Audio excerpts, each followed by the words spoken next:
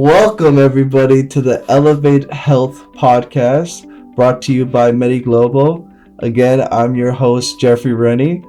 Today I got a very special guest with me today. I've known her since she was a baby, basically. She is a nurse working here in Tampa, Florida. And our topic today is on nurses, misconceptions, and just going over all things about being a nurse and stuff to know about the profession. So again, I'm very excited to be joined today by Sana Joseph. Welcome to the podcast, Sana. Hi everybody, thank you for having me. I'm so honored to have this opportunity to speak on this podcast. It's my first podcast, so really excited about that, and I can't wait to see how this podcast goes. And we are very happy to have you because, again, nurses make up a huge part of our healthcare force. It's the unsung job, I think, of healthcare. So Absolutely. I've been meaning to have a nurse on the podcast for a while, and I just can't think of someone better to do it than someone that's new to the profession, because you only started, maybe a year or two? Or I started in December of last year, so I have a fresh set of eyes.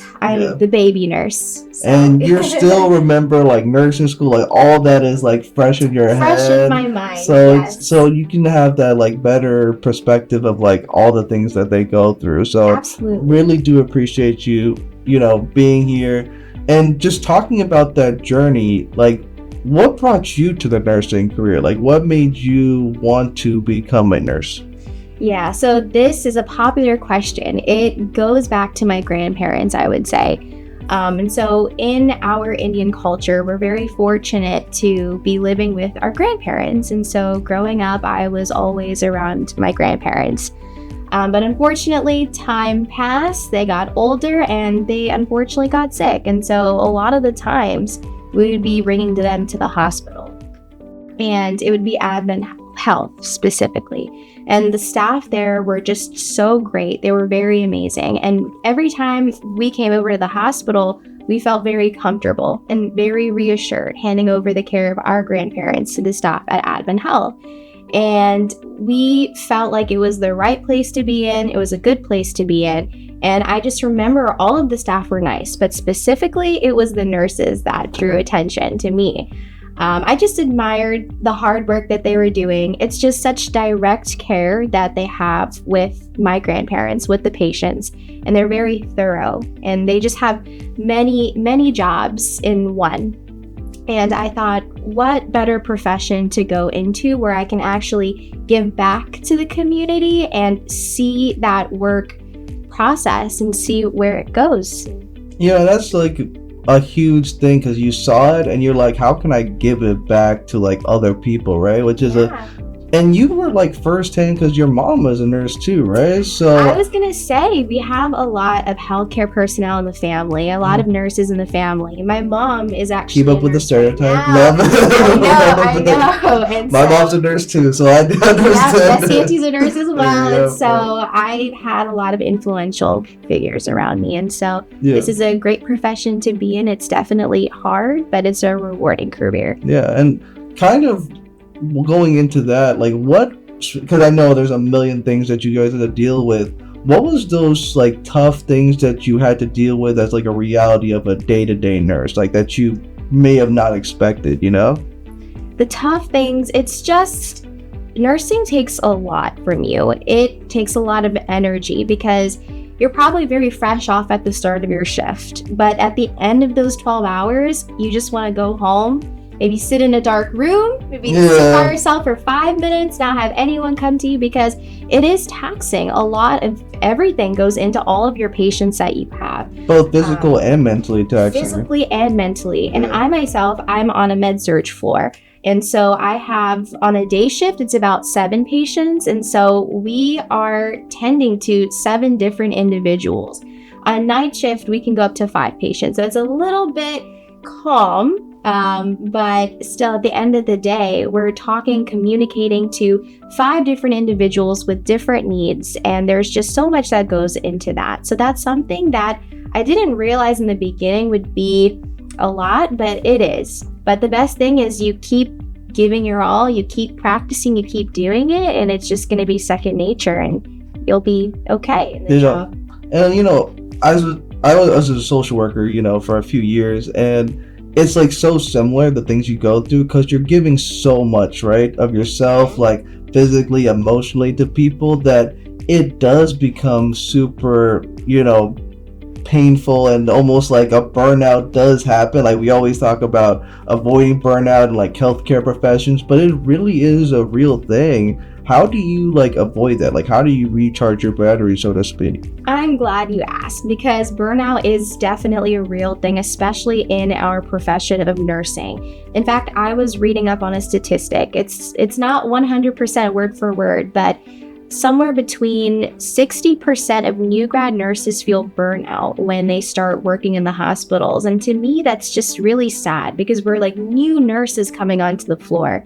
And that's just something, burnout, that could hit so fast. You guys go and you're like, this is not what I signed up for. I know, yeah. But the thing with that is, for me, how I keep away from burnout is just working my 3 shifts and not picking up more shifts unless I have to, or unless I need to or want to.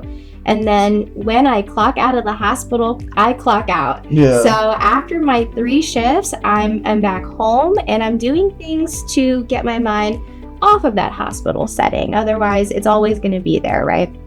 And so it could be as simple as booking a spa day, going for a massage, hanging out with your family.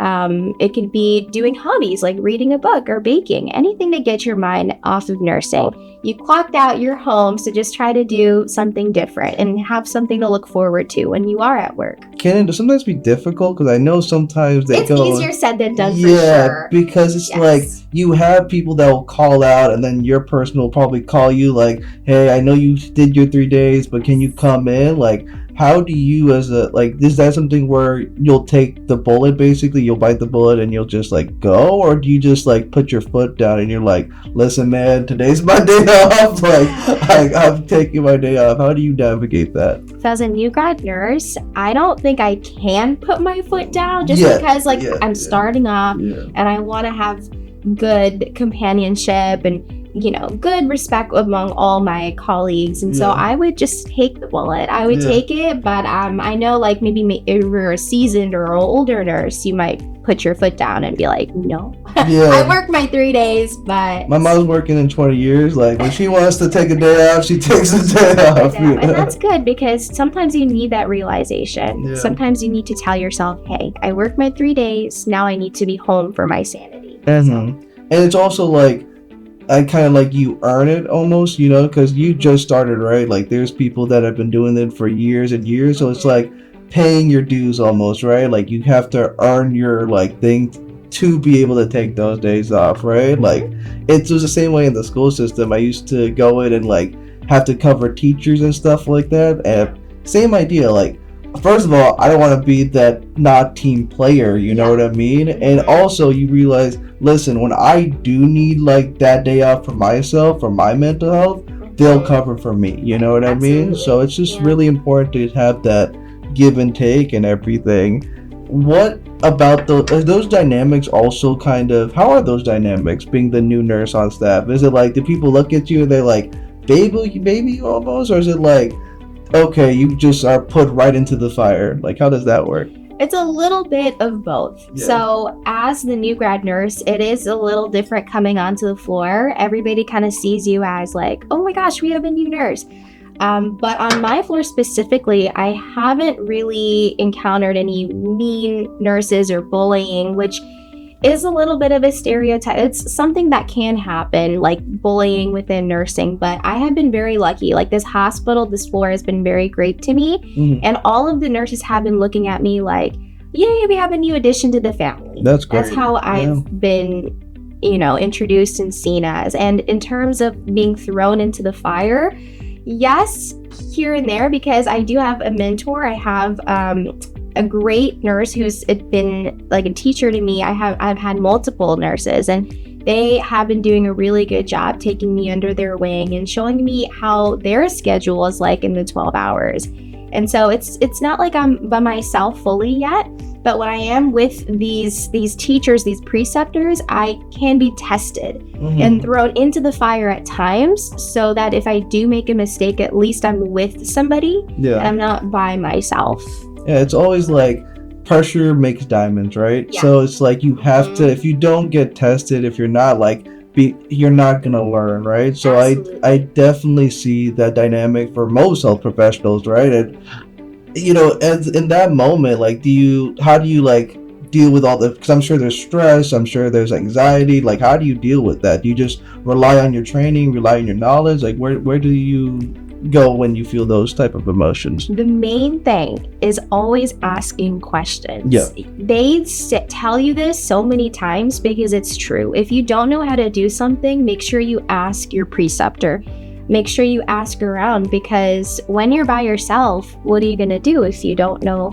You can still ask people, like when you are like by yourself and you get your own patient load, don't get me wrong, you can still go ask people for help, but you're not going to have that constant eye over you. And so my main thing for that is just asking questions. Yeah, and I think like having that like humility to be like, I don't know this, is like huge, because again, you're dealing with someone's life, right? They have no room to go in and be like, my ego is too much where I can't ask the question, because again, being new to the profession, knowing that there are, and even people that have been there like 10, 15 years, I'm sure there are things that they don't know or they won't see. You learn things every day in nursing. For sure. So, I mean, being willing to like learn and being able to ask questions, I think is super important for all healthcare professionals, really.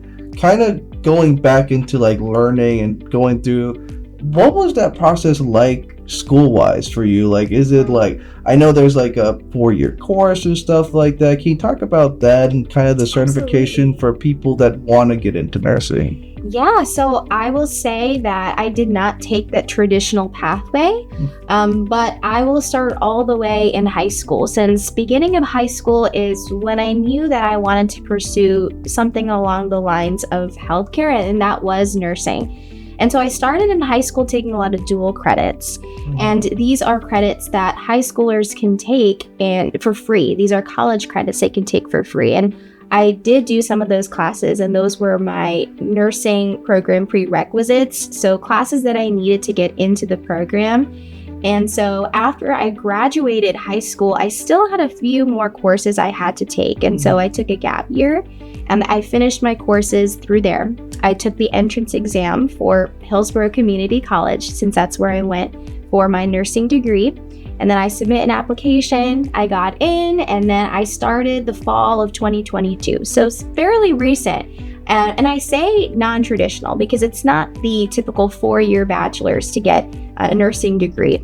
It's just a 2 years associate's program where you still are instilled with the knowledge and responsibility you need to have to become a registered nurse, as well as sitting for the NCLEX at the end of those 2 years. And then you can practice as a registered nurse right after those 2 years.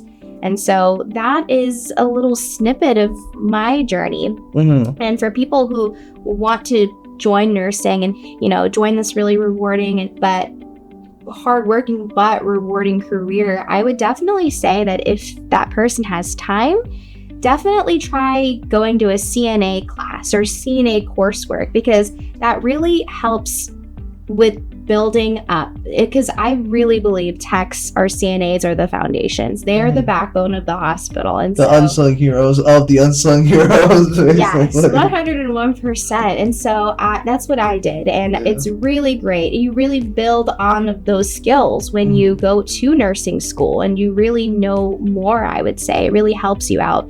That and phlebotomy, because I can't tell you how much like IVs, they are hard depending on the person. And so instead of getting the IV team, it'd be great if I knew it myself, or like that individual knows it themselves very well. So phlebotomy school and CNA school, those are the things that I would really have an eye on before nursing school. So when you're in like college, are you doing like a mentorship program? Like, are you shadowing in the hospital? Like, what does that like look like as like a student basis, or like how does that look? So in nursing school, we have clinicals. And Yeah. so this was a 2-year program. And so every semester, we would have courses. And with those courses, we'd have clinicals. And it would be in different fields. Fields from med-surg all the way to labor delivery, pediatrics, and all of that. And so the clinicals were just to give us a good idea of what we would probably want to pursue at the end of the 2 years. And it would also just give us a chance to really shadow, like quite literally be a shadow over that nurse in that specialty and see what they're doing for those 12 hours. So it's not as hands-on as what I would say I'm doing right now. But it's definitely like insight as to what you could be doing in the future. And do you see like nursing students now where you are, and how is that dynamic like just being there like not even a few years ago? So my hospital, I haven't really seen any students in my hospital yet, but I've seen a few when I was doing my preceptorship and my clinicals, like students from USF that were there, and it's like a support, like we can spot a student from another place, and so we're all going through it together.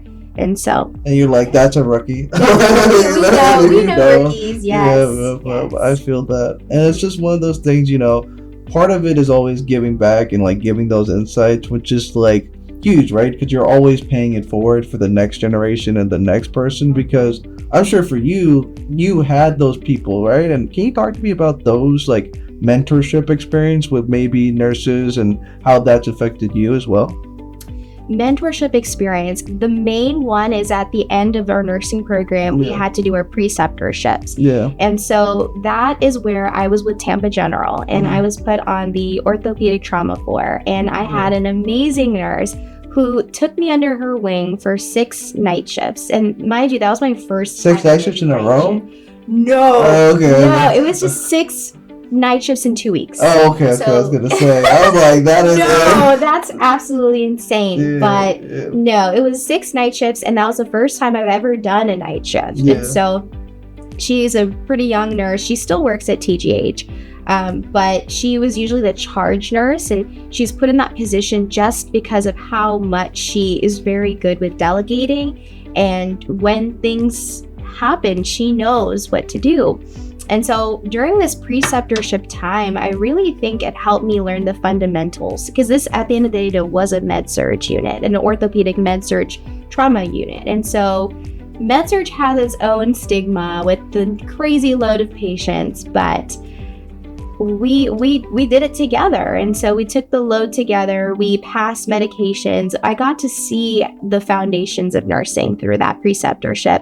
So that was a really good experience that I needed for sure. And that's helped me with my actual job that I started last month.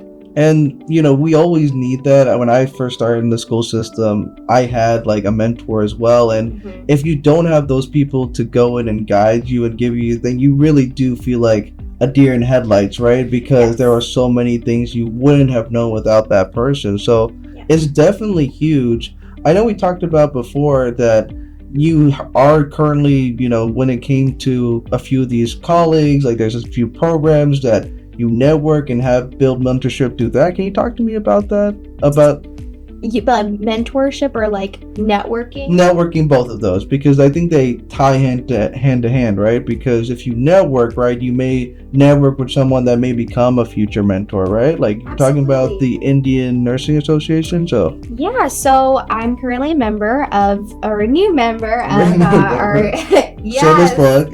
Indian Nurses Association, and so I've been to one of their recent events where they were inviting speakers to talk about their specialties and such. And so there was one speaker that really drew attention to me. And so what I did is after she spoke, I got to introduce myself and we exchanged socials. And that itself is like a really good way to go about it, because that small little thing is networking. That's how you get places, go where you want to go. You only live one life, and you want to work in a specialty, you network. And that's really important. That's so interesting, because for me, like networking like never crossed my mind for nursing, because for me, like I'm thinking more like business, law, you doing networking, but how does that work in a hospital? Are you like networking for a specific, role in a hospital? Are you networking for like How does that like whole thing work? Team. It could be anything. Like networking, since nursing is so broad, from like management to bedside to even outpatient,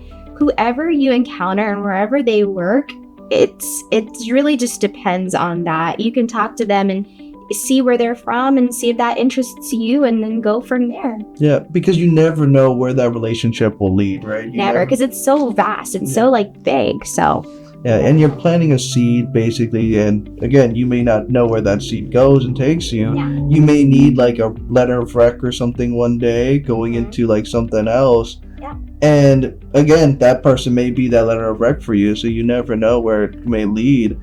Can you talk to me too about kind of going into that, just other things people do after they finish their RN, like nurse practitioner, what that looks like, and what are reasons people would go into something like that? Like nurse practitioner practitioner school, or other types of like things that they can do beyond the regular RN, you know? Yeah, so with registered nursing, bedside is its own beast, its own animal, and its own field. And so if a nurse or an individual decides that they want to extend their knowledge, be more enlightened, and they want to continue school, they can choose a lot of NP programs that are available to them in America or anywhere. And it's usually a 2 to 3 year program, and it has specialties. So we have mental health, we have acute care. If you want to go into emergency medicine, you can even be a nurse practitioner there as well, to oncology. So speaking on that, it's vast, like I said before, and it would be the 2 to 3 years of the program. And that would just be for nurse practitioner school. There are other disciplines like CRNA school, where you deal with more anesthesia, or you could go into midwifery. I know my sister is interested in that, where you help deliver the babies. And gosh, that's intense. Oh yeah, for sure. Yes, for and sure. so there's a lot of like different schooling for that you could find online. Yeah, and when it comes to that, it's also like nursing can branch out to so many different things that you don't even think about. It's not just you get your RN and that's like it Just for the rest of bedside. your career. No, you can really grow and develop your career. Like it's just almost a starting point. It's funny, like so many of our aunts, like they go into like nurse practitioner, and it's because like again, most of these nurses know more than the doctors sometimes, especially the residents. They have so many years of experience and they're so knowledgeable that why not go in and take that lead, be a provider. Yeah, exactly. And obviously there's a financial component to it, obviously. You see some nurse practitioners, they make like 6 figures, like it's absolutely insane. And why not? Like you go do it for yourself, right? So it's really crazy just the different levels how nursing can go and take what you can go in and build on as a career for nursing. For you, and just going into this, I know you're starting out, what are some of those like things that you didn't realize going into the career? Like you were like, wow, like this is something like I didn't know like before, but now is something that like being in there, seeing it day to day, maybe you wish you knew, maybe something that was a surprise for you.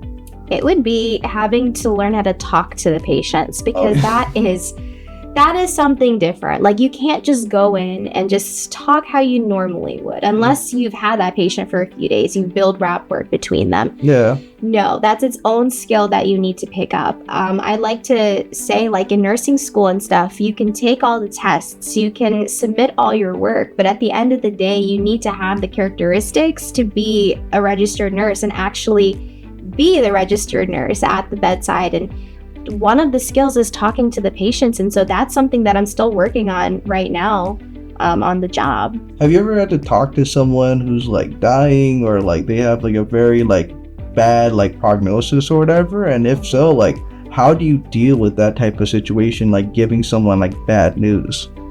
So I have not hit that in my career yet, but we have to approach all of that with kindness, compassion, and empathy, because that patient's going to be there, but not only them, their family. And so when we break news to them, we're going to be with other personnel some of the times, and we just tell them. We can't really sugarcoat it. We just tell them, and we make sure that we're there for the family and the patient for whatever needs they need. And we have to make sure we listen to them, because listening is a big part, because when patients are in the hospital, they're there in their most vulnerable time. 100%. And they are being told when they have to do certain things. And their schedule is not what it used to be like. And so complete lack of control.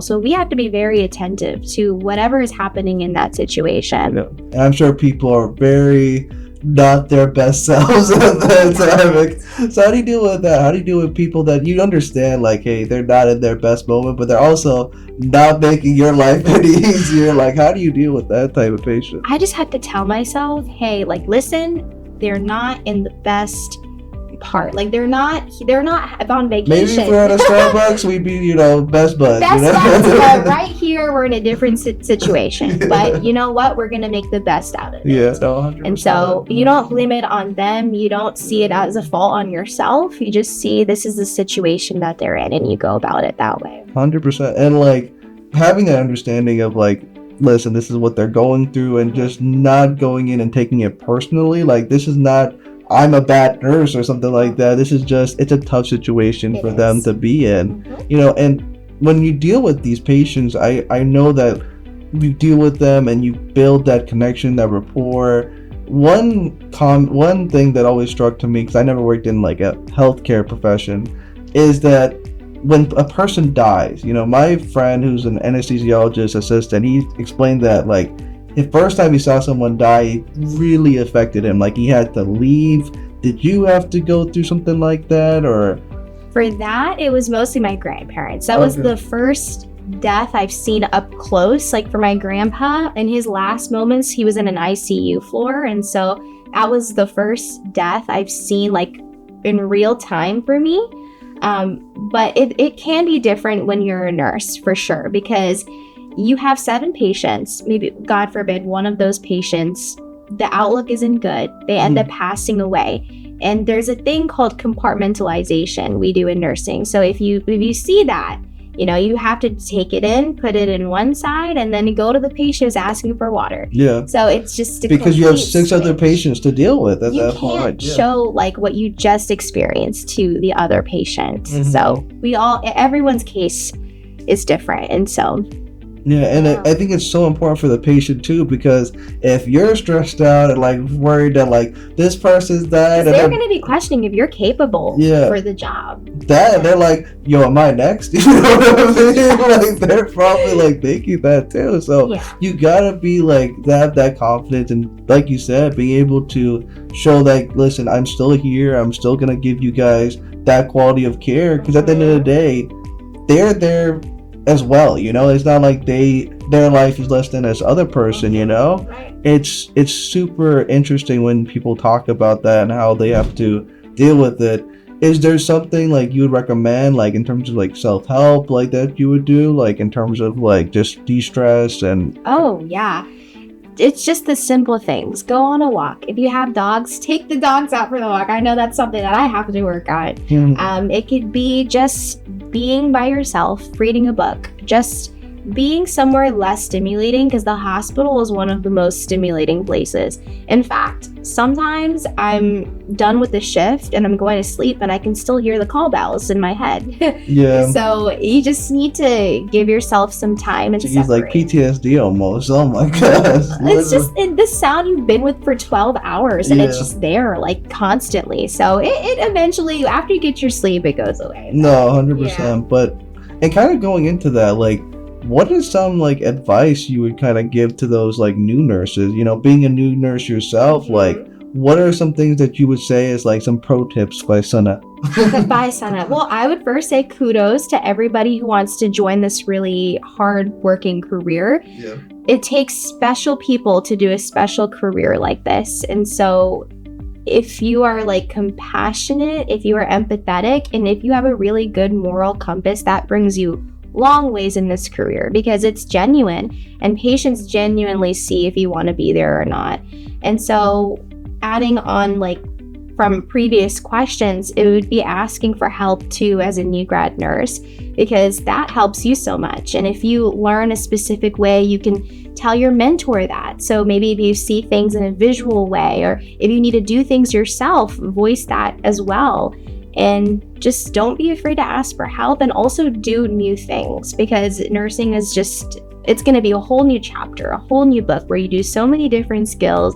You might be scared, but you just have to take the leap of faith and get through it. And challenge yourself. And challenge yourself. It is a challenging career, but it's something that everybody can jump through, get through. And going into that, shameless plug, we have a new system here called CareLink.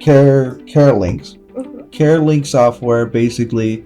And we were talking about networking and getting connected with our, certifications and all this stuff. Can you speak into that program and how that can benefit, nurses, especially new nurses that are starting? Yeah, so this website is a very good addition for the nursing field, because it's a website that has everything in one place, and that is less anxiety provoking, because before, in nursing school starting out, we had to find our own resources.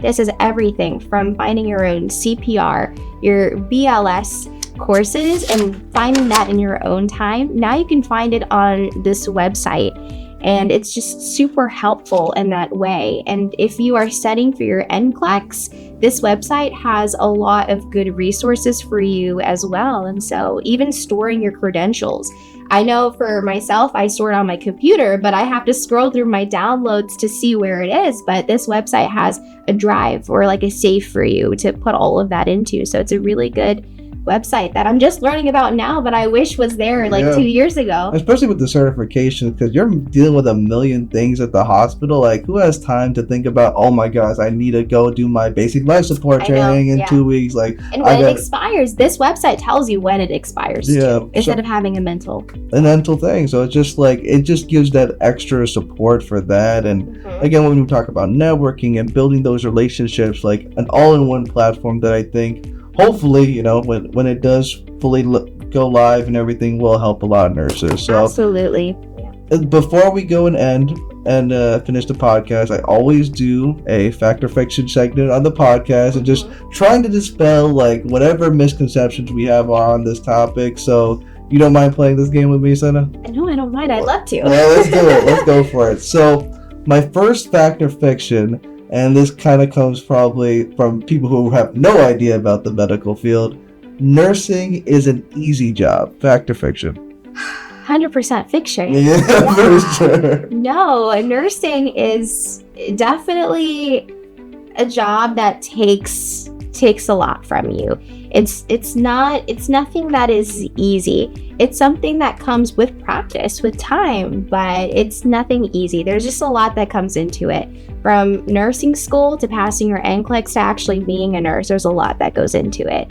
Sometimes we're the patient's doctor, and so we have to act accordingly. We have to assess the patient for any changes. At the end of the day, this is a human life that we're working with, and it's not to be taken lightly. So it's definitely not easy, but it is rewarding. I will say that, because you can see your work going through and processing and these patients getting better. And the crazy thing is that you are the front line, you know what I mean? For doctors, and doctors are great. We're not dissing them. We love our doctors. Love them. But they're not the ones having to go in and hold a patient down or whatever if they're trying to escape. They can give the order. Yeah, they'll give the order. We actually hold them down. Or again, taking those night shifts and keeping an eye on someone's blood pressure and heart rate, and if someone has a code, whatever, calling the code and doing CPR. You guys are really the front line for that, and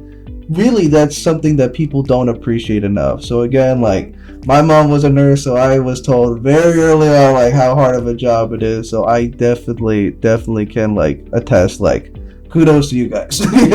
Very tough. And going on to the next thing, another big conception is nurses are all women. No, that's a fact. I mean, sorry, that's big fiction. Big fiction. Big fiction came out of my mouth. Yes. No, nursing is a very growing profession, and we're kind of getting a balance between men and women. And so we even have friends that are male nurses. And so I actually love that. It gives us a variety. Our patients can see a little bit of both.